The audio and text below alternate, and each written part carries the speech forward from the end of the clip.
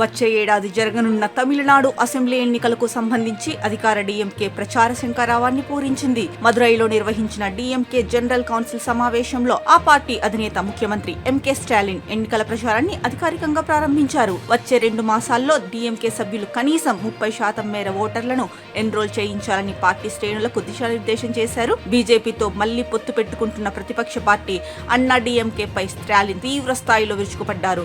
అన్నా డీఎంకే పూర్తిగా బీజేపీ కంట్రోల్లోకి వెళ్లిపోయిందని, ప్రతిపక్ష నేత పళనిస్వామి రాష్ట్రాన్ని బీజేపీ చేతిలో పెట్టేందుకు ప్రయత్నిస్తున్నారని ఆరోపించారు. ఇది ఎప్పటికీ జరగదన్నారు. బీజేపీ కూటమి అధికారంలోకి వస్తే మతం, కుల ఆధారిత మత హింసను రెచ్చగొట్టి ప్రజల్ని అన్ని రకాలుగా విభజిస్తారని సీఎం వ్యాఖ్యానించారు. పిల్లలను చదువుకోనివ్వరని, పారిశ్రామిక వృద్ధి ఉండదని, హిందీని బలవంతంగా రుద్దడం ద్వారా తమిళనాడు ప్రత్యేకతలను నాశనం చేస్తారని ప్రజలకు వివరించాలని డీఎంకే శ్రేణులకు సూచించారు. వారికి తగిన సమాధానం ఇవ్వాలంటూ టీవీకే చీఫ్ సినీ నటుడు విజయ్ పేరు ప్రస్తావించకుండా పరోక్షంగా సీఎం వ్యాఖ్యానించారు. ఇక సీఎం స్టాలిన్ వ్యాఖ్యలకు మాజీ సీఎం అన్నా డీఎంకే చీఫ్ పళనిస్వామి తోసిపుచ్చారు. డీఎంకే ప్రజలకు ద్రోహం చేసిందన్నారు. ఢిల్లీలో గతంలో అధికారంలో ఉన్న సమయంలో విద్యను రాష్ట్ర జాబితాలోకి తేలేకపోయారని విమర్శించారు. అధికారం కోల్పోతే మాత్రం ఈ అంశాన్ని తెరపైకి తెస్తున్నారంటూ మండిపడ్డారు. మరోవైపు బీజేపీ రాష్ట్ర అధ్యక్షుడు నాగేంద్రన్ సైతం సీఎం వ్యాఖ్యలపై స్పందించారు.